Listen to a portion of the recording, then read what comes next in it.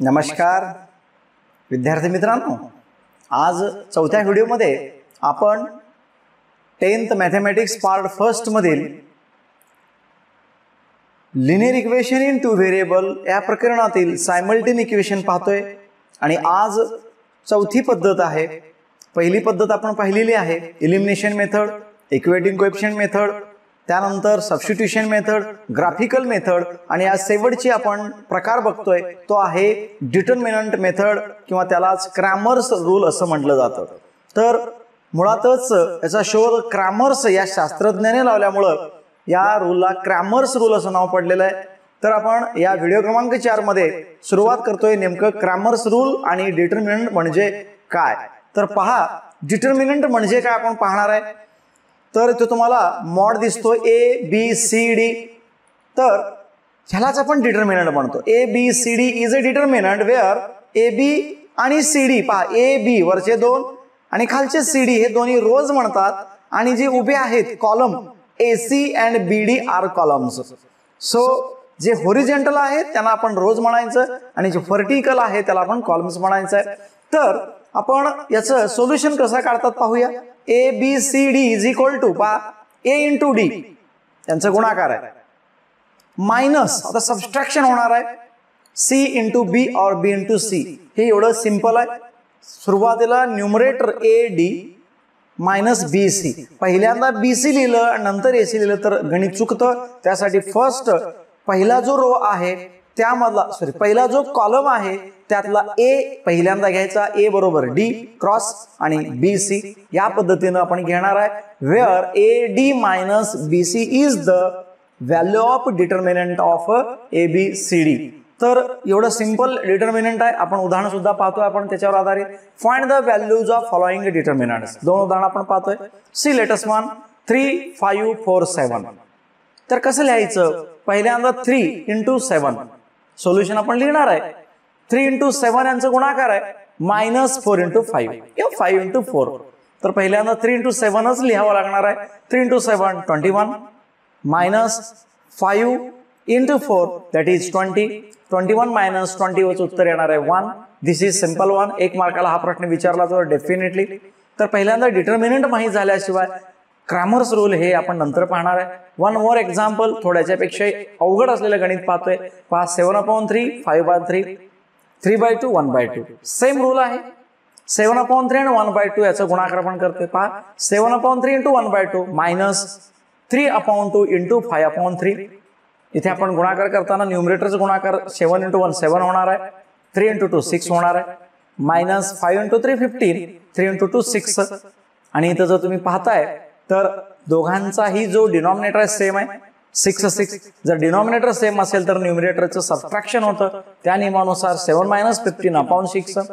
7 मधून 15 आपण जर मायनस केलं तर -8 राहतं। सो -8/6 तुम्ही उत्तर तुम्हाला दिसत असेल त्याला आपण रिड्यूस करूया। Both numbers are divisible by 2, 2 ने भाग जातात। सो 2 4 जा 2 3, 2 3 जा, तर आन्सर काय येणार आहे -4/3 हे त्याचं उत्तर आहे। हे 2 मार्काला प्रश्न विचारला जातो। तर अशा पद्धतीचे रूल एकच आहे, फक्त तुम्ही व्हरायटी ऑफ एक्झाम्पल घ्या आणि तुम्ही प्रत्यक्षात प्रयत्न करा। जेव्हा हे जमेल तेव्हा तुम्हाला क्रॅमर्स रूल म्हणजे काय हे सुद्धा सहज जमणार आहे। तर आपण जातोय क्रॅमर्स रूल म्हणजे काय आणि त्याच्यावर आधारित एक्झाम्पल पाहण्यासाठी। तर पहा डिटर्मिनंट मेथड, त्यालाच आपण क्रॅमर्स रूल असं म्हणतोय। लेट अस सी, त्यासाठी सायमल्टेनियस इक्वेशन लिहिलेलं आहे आपण a1x plus b1y is equal to c1, आणि सेकंड जो पहा a2x plus b2y is equal to c2। दोन इक्वेशन एकाच वेळी लिहिल्यानंतर त्याला सायमल्टेनियस म्हणतो। दिस इज नंबर 1 अँड नंबर 2। आता तुम्ही त्याचे कोएफिशिएंट पाहत असाल a1 b1 c1 आणि दुसऱ्याचे a2 b2 c2 हे कोएफिशिएंट आहेत। आणि ते विशेष काय आहे पहा, रिअल नंबर्सच असणार ते। रिअल नंबर म्हणजे माहिती आहे तुम्हाला, ते इंटिजर असू शकतात, रॅशनल असू शकतात, रिरॅशनल असू शकतात, किंवा होल नंबर्स असू शकतात, किंवा काउंटिंग नंबर असू शकतात, त्याला आपण रॅशनल म्हणतो। पण कंडिशन काय आहे, a1 into b2 minus a2 b1 हे कधीही 0 असू नये। याचा अर्थ काय, a1/a2 is not equal to b1/b2 असावं, लक्षात घ्या। a1/a2 म्हणजे दोन जे इक्वेशन असणार आहे सायमल्टेनियस त्याचं आपण जेव्हा रेशो लिहिलं a1/a2 b1 अपॉन b2 हे दोन्हीही इक्वल असू नये, म्हणजे दोन्ही इक्वेशनचे कोएफिशिएंट सेम जर आले तर मात्र आपल्याला सोडवता येत नाही, ही कंडिशन आहे. तर त्यावरून आपण पहिल्यांदा लेट्स टू रिमेंबर कसं लिहायचं पहा. डिटर्मिनंट फॉर्म मध्ये लिहितोय. पहिल्यांदा डी काढायचा असतो. What about D. डी म्हणजेच कॉन्स्टंट टर्म. तर a1 upon a1 a2 b1 b2 या पद्धतीने लिहिलं जातं. पहा इथून जे तुम्ही इक्वेशन पाहताय a1x plus b1y is equal to 7, a2x plus b2y is equal to c2, तर त्यातलं a1 a2 b1 b2 लिहिलं, हे डी मानायचं. आपण ह्याला डिटर्मिनंट काढताना आपल्याला माहिती आहे काय होणार आहे. त्यांचं a1 into b2 minus b1 into a2 आपण इथं लिहिणार नाही, फक्त पद्धत लिहितोय. dx म्हणजे काय. dx लिहिताना नीट लक्ष द्या, x चे कोएफिशिएंट काढलेले आहेत तिथं. पहा a1 a2 काढून तिथं कॉन्स्टंट कोएफिशिएंट आलेले आहे 7 c2, b1 b2 ची जागा तीच आहे. dx लिहिताना लक्षात घ्यायचं, dx लिहिताना x चे कोएफिशिएंट लिहायचे नाही, त्याच्याऐवजी c1 c2 लिहायचं. dy लिहितोय आपण, dy लिहिताना सेकंड साइडला पहा नंतरच्या बाजूला तिथे जे y चे कोएफिशिएंट होते b1 b2 ते त्याला रिमूव्ह केलेलं आहे आणि तिथं c1 c2 आलेलं आहे. a1 a2 हे x चे कोएफिशिएंट जसं आहे तसं येणार आहे. या पद्धतीने दिल्यानंतर क्रॅमर्स रूल काय सांगतो, x is equal to dx upon d काढायचा असतो. म्हणजे जेव्हा d आपण लिहिणार आहे त्याची व्हॅल्यू काढतोय, dx काढणार आहे त्याची व्हॅल्यू काढतोय, dy सुद्धा काढणार आहे. मग ते तिन्ही व्हॅल्यू काढल्यानंतर x ची व्हॅल्यू काढायची असतं. सोल्युशन आपल्याला माहिती आहे, सायमल्टेनियस इक्वेशनचं सोल्युशन काढायचं आहे. x बरोबर dx अपॉन d काढायचं आहे, त्याचं व्हॅल्यू काहीतरी येणार आहे. y बरोबर dy upon d. This is a simple rule for Cramer's rule. हे क्रॅमर्स रूलचं सिंपल रूल आहे आणि या सहाय्याने आपण काय करणार आहोत, दोन एक्झाम्पल सोडवणार आहे सायमल्टेनियस इक्वेशनचे. एक सिंपल आहे आणि थोडं टफ आहे. तर पहा डी लिहिताना त्याचे कोएफिशिएंट लिहायचे नाहीत, dx लिहिताना x चे कोएफिशिएंट लिहायचे नाहीत आणि dy लिहिताना y चे कोएफिशिएंट लिहायचे नाहीये. तर आपण याच्यावरूनच आपण पहिल्या एक्झाम्पलकडे जातोय. Solve the following simultaneous equation using Cramer's rule. In front of you 3x minus 4y is equal to 10, 4x plus 3y is equal to 5. तुम्ही पाहत असाल तिथे. तर आपण एकाला नंबर 1 देतोय आणि नंबर 2 देतोय आपण त्यांना. मग सुरुवातीला आपण त्याचं काय काढणार आहे, कंपेअरिंग करणार आहे. सुरुवातीला a1x plus b1 y is equal to 7, a2x plus b2y is equal to c2, a1 b1 c1 a2 b2 c2 याच्या व्हॅल्यू आपण काढलेल्या आहेत. पहा तिथूनच त्याचे कोएफिशिएंट एकदा लिहिलं. a1 3 आहे, b1 मायनस 4 आहे, c1 10, a2 4, b2 3 and c2 5. Now we comparing the Cramer's rule. Determinant लिहितोय आपण. पहा जे प्रिव्हियस आपण एक्झाम्पल पाहिलं उदाहरण म्हणजे त्याचं रूल, त्या रूल प्रमाणे लिहिणार आहे. a1 a2 b1 b2 इथून शोधून तिथे व्हॅल्यू टाकायचे. पहा किती सोपं आहे. a1 ची व्हॅल्यू आपण लिहिलेलं आहे, a2 लिहिलेलं आहे, b1 लिहिलं आहे, b2 लिहिलं आहे. Just put 3 4 minus 4 3.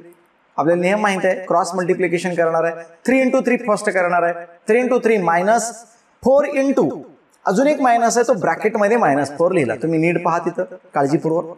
3 into 3 9, minus minus plus, so 4 into 4 16, so 9 plus 16 25. This is D. D ची व्हॅल्यू आपल्याला मिळाली. आता dx काढतोय.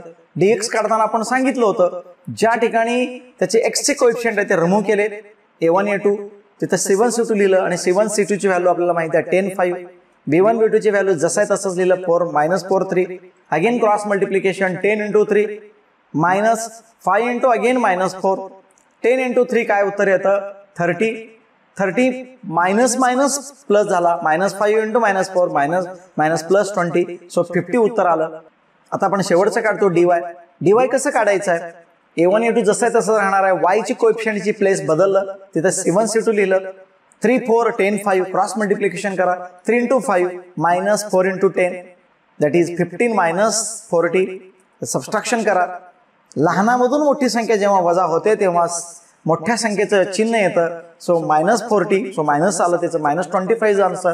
सो dx dy काढल्यानंतर युजिंग क्रॅमर्स रूल आपण काय करतो मित्रांनो, x is equal to dx upon d लिहिलेलं आहे. dx इज 50, d इज 25, 25 2 जा म्हणजे x ची व्हॅल्यू 2 आलेली आहे आणि y is equal to dy upon d that is -25 upon 25. दोन्ही सेम आहेत व्हॅल्यू, फक्त निगेटिव्ह साइन आहे. सो 25 जर 25 -1 आलं. Therefore what is the solution, x is equal to 2 and y is equal to -1 is the solution of given simultaneous equation using Cramer's rule. आता आपण अजून एक एक्झाम्पल पाहतो, थोडं टफ असलेलं आहे, म्हणजेच मॉडिफाय फॉर्म आपण करणार आहे. 2x plus 3y is equal to 2 हे सिंपल आहे. पण आता दुसरं जे पाहताय x minus y upon 2 is equal to 1/2. ह्याला आपण स्टँडर्ड फॉर्ममध्ये आणूया. मग त्यासाठी काय करावं लागेल, तुम्हाला सुरुवातीला सांगितलं जे डिनॉमिनेटर मध्ये असतं त्यांना मल्टिप्लाय करायचा डिनॉमिनेटरच्या संख्येने. मग काय होईल पहा, 2x + 3y = 2 as it is राहिलं. दुसऱ्या इक्वेशनला आपण 2 ने मल्टिप्लाय केलं 2x आला. y/2 ला 2 ने मल्टिप्लाय केल्यामुळे 2 2 कॅन्सल झाले, एक न्यूमरेटर एक डिनॉमिनेटर, फक्त y राहिलं -y. 1/2 ला आपण × 2 केलं 2 2 cancel, only 1. This is the standard form. आता परत आपलं रेग्युलर मेथड, फक्त सुरुवातीच तेवढं वेगळा होता, आता पुढे परत रेग्युलर त्याच पद्धतीने आपण करणार आहे. देअरफॉर इक्वेशन 1 आणि इक्वेशन 2 नाव दिलं त्यांना. देअरफॉर कम्पेअरिंग, आपण इक्वेशन बरोबर प्रिव्हियस प्रमाणे कम्पेअर करतोय. a1x + b1y = 7. हे दरवेळी लिहिल्यामुळं आपल्याला a1 b1 c1 a2 b2 c2 ची व्हॅल्यू आपल्याला सहज लिहिता येतात. तर आपण लिहिलं बघा, a1 b1 c1 a2 b2 c2 लिहिलं तर आपण पहिल्यांदा d काढणार आहे. Here first we have to find d. a1 a2 b1 b2 just इथून पुट व्हॅल्यू तिथे ठेवता येतात. सहज आपल्याला व्हॅल्यू पुट ठेवल्यानंतर 2 2 3 -1 क्रॉस मल्टिप्लिकेशन 2 × -1 -2 × 3, मिडलला मायनसच यायला हवं लक्षात घ्या. देअरफॉर -2 -6 -2 दोन्ही जर साइन निगेटिव्ह असतील तर त्यांची बेरीज होते. सो -8 आलं, चिन्ह परत मायनस. आता dx काढतोय. c1 c2 का झालं परत, जिथे x चा कोएफिशिएंट आहे त्याला रिमूव्ह केला. a1 a2 च्या ऐवजी c1 c2 आले. b1 b2 as it is. परत इथून व्हॅल्यू तिथं पुटअप करा. 2 1 3 -1 क्रॉस मल्टिप्लिकेशन करा. 2 × -1 -1 × 3. सो आन्सर -2 -3 -5 आन्सर आलं. We have to find dy. a1 a2 c1 c2 बघा, y चे कोएफिशिएंट रिमूव्ह केले, तिथे कॉन्स्टंट कोएफिशिएंट c1 c2 घेतले, मग त्याची व्हॅल्यू पुटअप केले. 2 2 2 1 क्रॉस मल्टिप्लिकेशन करा. 2 × 1 -2 × 2 केलं. 2 × 1 उत्तर येणार आहे 2. therefore 2 - 4 the answer is -2. using Cramer's rule x = dx/d -5/-8. इथं काही होणार नाही, फक्त निगेटिव्ह दोन्ही ठिकाणी आहे निघून जाणार. the answer is 5/8. as well as y = dy/d. Put value -2/-8 तिथून पाहूनच लिहायचं आहे. 1/4 झाला का, 2 4 जा 8 मायनस निघून गेलं. सो द सोल्युशन काय असणार आहे, x = 5/8 and y = 1/4 is the solution of given simultaneous equation. तर असे उदाहरण तुम्ही प्रॅक्टिस करा. 2 उदाहरणं पाहिल्यानंतर तुमच्या लक्षात आलं असेल की कशा पद्धतीने सोडवायचं. अजून बरेचशी उदाहरणे अशी असतात ते तुम्ही शोधा आणि त्या पद्धतीने प्रॅक्टिस करा. आणि आपण पुढच्या व्हिडिओमध्ये परत मित्रांनो भेटणार आहोत नवीन व्हिडिओ सोबत. Equation reducible to a pair of linear equation in 2 variable. इथे 4 मेथड संपल्यानंतर आपण फक्त काय करणार आहे, जे इक्वेशन स्टँडर्ड फॉर्म मध्ये नाही त्यांना स्टँडर्ड फॉर्म मध्ये आणायचं आहे. परत या 4 पद्धतीपैकी इलिमिनेशन, सबस्टिट्यूशन, ग्राफिकल किंवा क्रॅमर्स रूल पद्धतीने आपल्याला परत सायमल्टेनियस इक्वेशन मध्ये कन्वर्ट करून त्यांचे सोल्युशन सोडवायचे आहे. तर आपण पुढच्या व्हिडिओमध्ये पुन्हा एकदा भेटणार आहोत. तर परत एकदा तुम्हाला मी विनंती करतो, जर हा व्हिडिओ आवडला, खरंच तुम्हाला शिकवलेलं टीचिंग कळत असेल तर शेअर करा, सबस्क्राईब करा आणि जास्तीत जास्त गरज असलेल्या विद्यार्थ्यांपर्यंत पोहोचवा. थांबतो. धन्यवाद.